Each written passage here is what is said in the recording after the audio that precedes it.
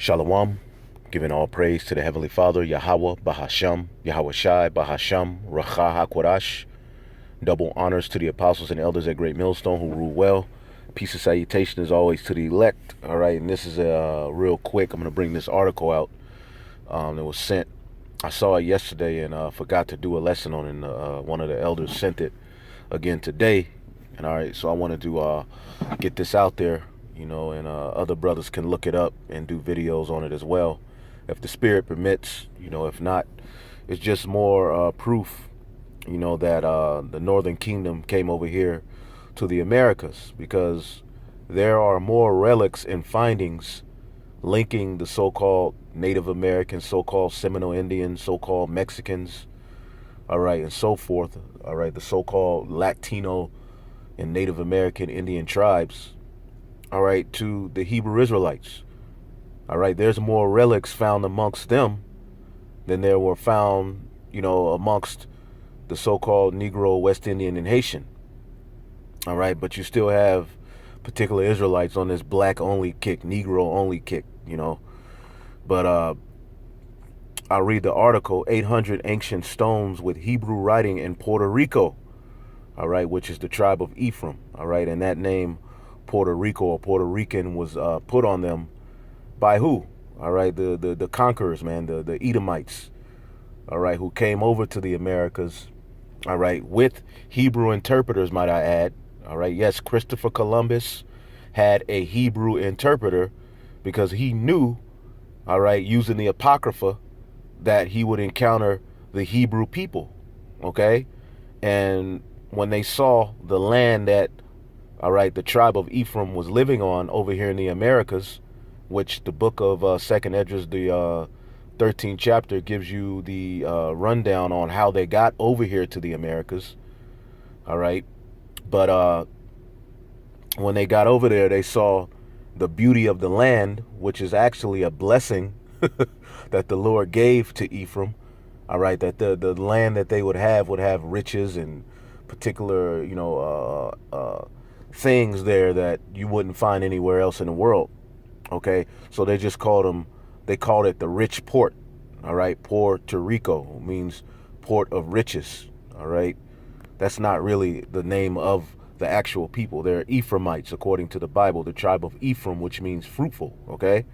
And you have various of those brothers who have woken up in these latter days, all right, and are at the forefront, on the front lines, teaching this word, man, according to biblical prophecy. So they are Israelites, man, okay? But as you read down, it says, a remnant of ancient stones, 20 of 800, made its way halfway across the world, solving a 3,500-year-old mystery. All right, what did the stones whisper about the pre-Columbian indigenous people of the island of Puerto Rico? All right, and there's various books where there's particular writers who wrote about, the findings of Christopher Columbus and his counterparts. I had a book called Lost Tribes in Promised Land, which it talked about, is written by a guy named Ronald Sanders, I believe, and he wrote about how he encountered the Native Americans, okay, and he said that they said that they were from the tribe of Reuben, and that, another tribe was nearby, man, okay, because those are Israelites, man. And the reason that, so much hatred is put on them by the so-called white man also links to the story of Jacob and Esau, all right? But according to prophecy, all right, and in prophecy, it was prophesied that there will be a separation and a lot of strife amongst the tribes. So a lot of the so-called Negro tribes like to say, well, they can't be Israelites because they hate us. Well, when you read in the scriptures, there was particular wars between the northern and southern kingdom. Okay, when you read in the scriptures, it talks about there will be strife between the northern and southern kingdom. We won't be united, all right, until the throne of David is reestablished, man. And we're being united right now through this word, through the doctrine going out, man. And niggas hate niggas more than anybody, man. Look what niggas did to the Messiah. All right, so that's a stupid logic. It says, after rigorous academic testing, anthropologists historians, academics, and millions of Puerto Ricans have finally have scientific evidence that reveals the language of the stones. All right. Growing up in the mountains of Borican, all right, Puerto Rico, my grandfather told me about some very unique stones which were part of our ancient Taino Indian history. These rare stones were in care of one of our greatest principal chiefs, Kakait, all right, and he gives his last name, who, when Columbus stumbled across our Taino people in 1492, was the principal chief of my home island, all right. So the principal chief of the island of Puerto Rico, all right, which was not discovered by Columbus or any of his counterparts, all right, that's another thing. The doctrine of discovery, all right, put forth the decree that, you know, the people that were there, because they were Israelites, they weren't human, therefore they discovered it. And these were Christians. So they would kill off the Native Americans there, the Israelites there, and say, we discovered it because these people are actually just another beast on the island. They're not humans. They're animals. They're savages. All right. And they would kill them and say, we discovered it. All right. So this chief, all right, that Christopher Columbus and his counterparts stumbled upon had these stones in his possession, and they had Hebrew writing on them. It says, the knowledge of these stones first came to light when a very sick Taino woman who had tried everything from indigenous herbal remedies to ceremonies laid on her deathbed, all right, compelled to tell a secret her family had carried for generations, all right. She sent runners to find someone in the church who would listen, all right, who would listen. Why she chose the church, we'll never know. All right. But a monk named Jose Maria Nazario Y. Cancel came to her, all right, bedside. What this elder revealed to this monk changed the historical narrative of our precious island. Okay. It says there in her tiny bohio, all right, the monk interceded for the old woman's healing. Then she told him her family secret, a secret that went back to the time of Kakik, all right, the principal chief of Borican, the Taino Indian name for Puerto Rico, which means the house of the great, all right, valiant Lord.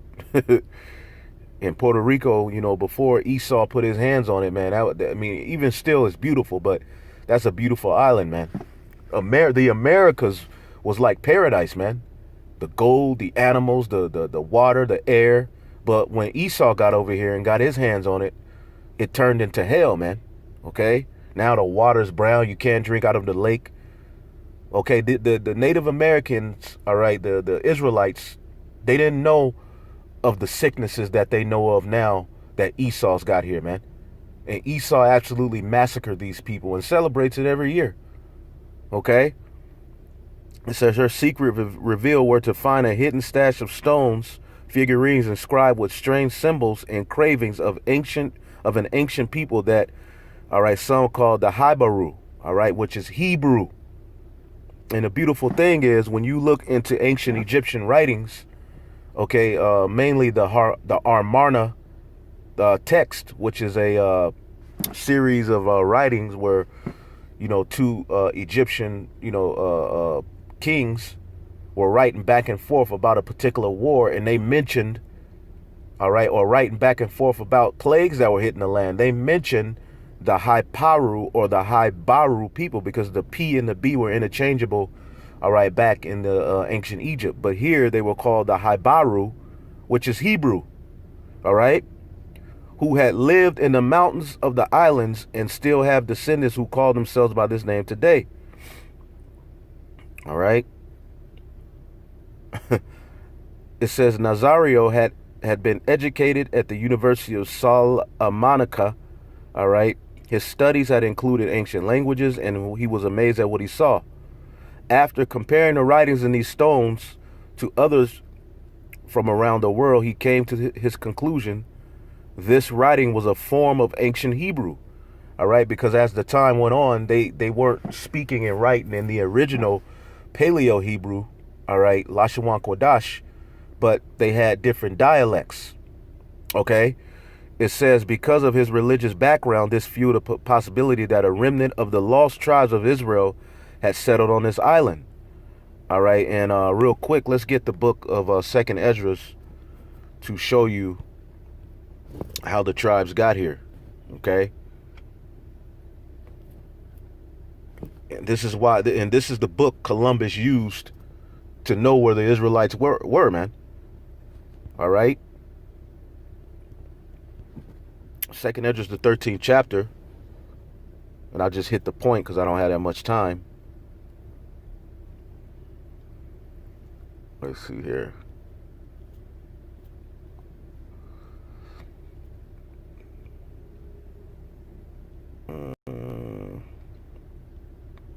Give me 1 second.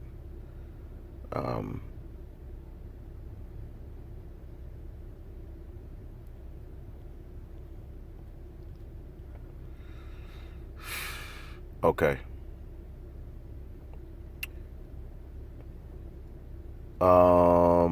Second Esdras 13 and 39, and whereas thou sawest he gathered another peaceable multitude, because remember the Lord said, all right, I have other sheep that are not of this fold. All right, he said that in John the 10th chapter. He was speaking of the Native Americans, man, over here in the Americas, man. He's gonna gather them as well, okay? Because he was at that time in Jerusalem with Judah, Benjamin, and Levi. All right. It says, those are the 10 tribes which were carried away prisoners out of their own line in the time of Hosea, the king, who Shalmaneser, king of Assyria, led away captive. Because remember, the 10 tribes, the northern kingdom, went into captivity via the Assyrian Empire. Okay, and then Judah eventually went into captivity under the Babylonians. Okay, it says, but after Solomon, all right, the northern kingdom and the southern kingdom split. Under King David and Solomon, they were united, but at the time of Solomon's folly, the Lord rent the kingdom from Solomon and split it in half, and we haven't been together since then. We won't be brought back together, and we're being brought back together now, but we won't be one as a nation again until the Lord plants us in that land, man. And that will be the united kingdom of Israel, the throne of David, with the Messiah sitting on that throne, as it is prophesied in the Holy Scriptures, man. It says, and he carried them over the waters, and so they came into another land. Okay? So as you keep reading, it says, but they took counsel among themselves that they would leave the multitude of the heathen and go forth into another country where never mankind dwelt. Okay? And that's speaking of the northwest hemisphere, man. Okay?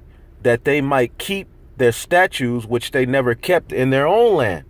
So they was like, we got to get the hell away from these heathen. All right, so what did they do? And they entered into Euphrates by the narrow palaces of the river.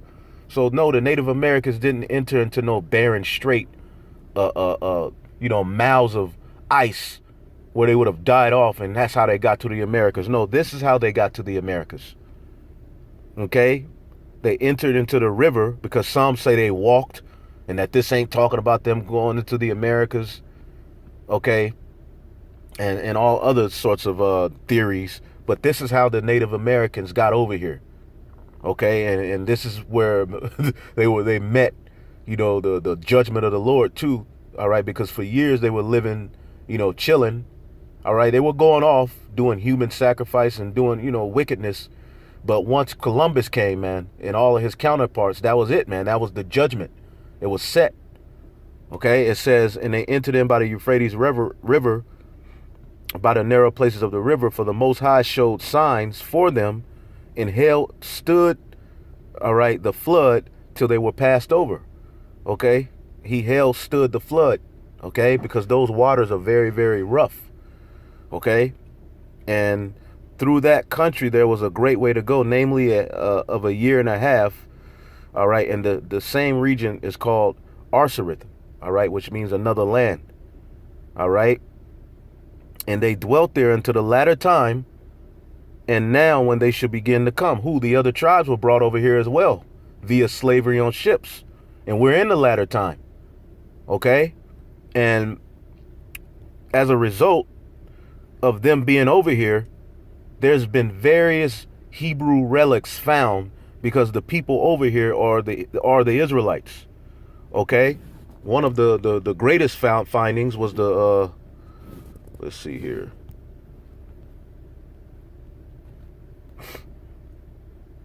The Los Lunas stone.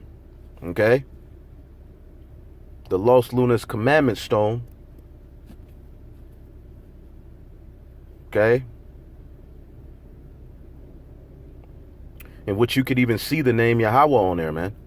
I'll just look at images. Now this is in Los Lunas, New Mexico. And like we say, there's more relics found amongst the native tribes than is found amongst Judah, Benjamin, and Levi. But there you see that stone, and that's Hebrew. Okay, that's Hebrew. Okay, and this is one of many findings. Okay, I believe some brothers went out there and actually did a lesson in front of that stone. But going back to the article, okay, it says, because of his religious background, this fueled the possibility that a remnant of the lost tribes of Israel had settled on this land. Okay? And you can keep reading it. Let's see if there's a lot more. Yeah, there's a lot more. I'm gonna read a little bit more.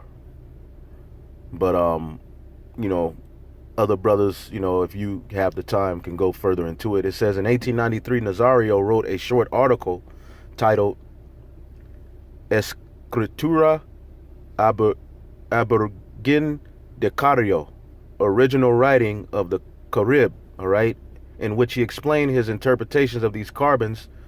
After a thorough analysis of the stones and their inscriptions, he dismissed an Arawak, all right, Taino language, all right, origin, and by 1897 he concluded that the writings were more reminiscent of ancient Hebrew, comparing his discovery with the spoken Taino language of the day. All right, Nazario descends from the word in Taino Arawak, all right, language that were Semitic in origin and pronunciation. And the brother, the elder brother, the up and coming elder, man, his name is just escaping me. I just talked to him. I just did a chat with him, man. All right, the brother from Mississippi, man, the priest, you know, the elder, man, is one of my closest friends, but his name is escaping me right now. All right, his page is Yahweh Shai is coming. He goes into that there's a lot of these Native American, all right, names, the names of these tribes. All right, Kazakh. His name is Kazakh, Salakia, man. It's been a rough last couple of weeks, man, mentally and spiritually. I'm sure you brothers are going through that same fight as well, man, you know. But at the end of the day, this work got to be done. It says one example is the Taino name for the supreme spirit of spirits is Yahya. All right, see, Yahya. All right. By comparison of the God of the monotheistic Hebrew culture is known by the abbreviated form of his name, sacred name, Yah, which his name is Yahweh. Yah just means he. So, you know, if I find something else interesting in this article, you know, I'll read it. It says the stones are inscribed in a language script previously unknown to linguists, all right, with expertise in Phoenician and Proto-Hebrew. Expert linguists deciphered the writing to be a mixture of Hebrew with a little bit of Phoenician and an unknown script. Using carbon-14 tests, which that's off, man. Carbon dating is off, man. Wind, water, you know, time, all right, resets carbon. All right, so carbon dating is a flawed method. Of red paint found on the stones, they have been dated to approximately 900 BC. That is the time when King David's son Solomon sent out ships from Tarsus throughout, all right, the world to collect resources like bronze and gold. Did some of those Hebrew sailors discover the island, all right, during their travels? Now, the beautiful part about it is when Solomon, let me see if I can find it.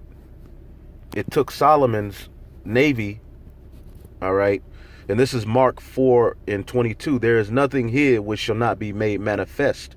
There is not anything kept secret, but that it should come abroad. So all of these things are coming out for a reason, man. Okay. But I look up that one scripture where Solomon sent his navy. Let's see here.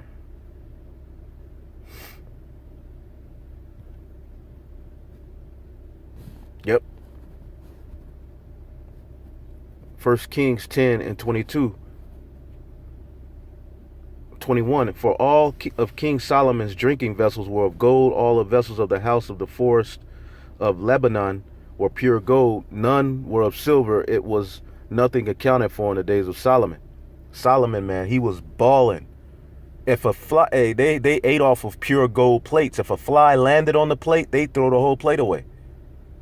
You know, they had it, man. And that is coming back for eternity in the form of the throne of David being established on the planet Earth with Yahushai, all right, sitting on the throne. So we're going to have riches, I mean, that you know, in possessions out of this world. It says, for he had a navy, a navy, all right, of Tarshish with the navy of Hiram, all right, once in 3 years, the navy of Tarshish bringing gold and silver, of ivory and apes and peacocks, bringing things from this side of the world back there. But as you see, it said 3 years. All right. Now, when we read the Apocrypha, how long did it take, all right, the Northern Kingdom to get there, man? Okay. It took them a year and a half. Verse 45, for through that country there was a great way to go, namely of a year and a half. Okay. But with Solomon's navy, it took 3 years, showing you they went to the same place.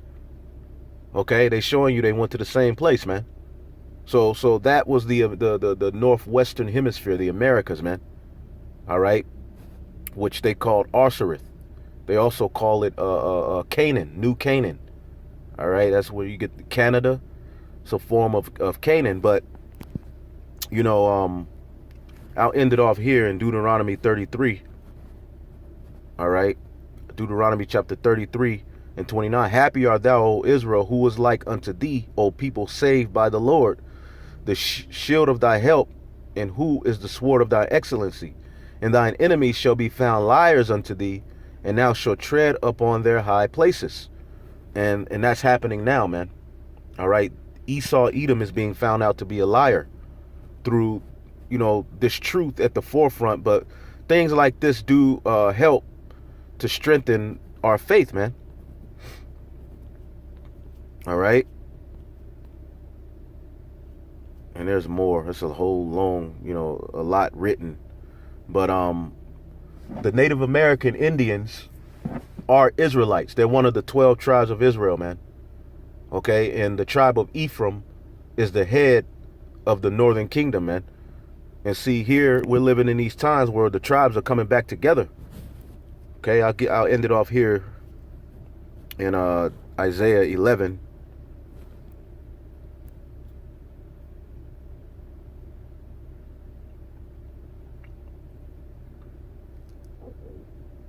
And 13, the envy also of Ephraim shall depart, and the adversaries of Judah shall be cut off. Judah shall not envy, Ephraim shall not envy Judah, and Judah shall not vex Ephraim. And you see that happening right now. Judah, all right, is vexing Ephraim by saying they're not Israelites. There's strife. You got the so-called Mexican and the so-called black at war, all right, hating each other. The so-called Mexican thinking they're Edomites, looking down on the so-called Negro. The so-called Negro looking at the Mexican and the other native tribes, saying that they're heathen. Well, at the end of the day, that's all going to depart, and the Lord is going to make us one again, and that's all happening via this doctrine, man. So You Negro-only Israelites, man, are denying prophecy, man. Because the scripture said in the latter days, the tribes will come to the understanding of who they were and preach. And you see a mass amount of so-called Mexicans, Native Americans, so-called Puerto Ricans, and all of that rising up. The Apostle Ramlab is an Ephraimite. You gonna tell me that's not an Israelite? You people are stupid as hell, man. But you're being confounded and you're denying the power of the Lord. You're denying prophecy, man. But more and more is going to be made manifest that this is the truth, man. All right, shalom.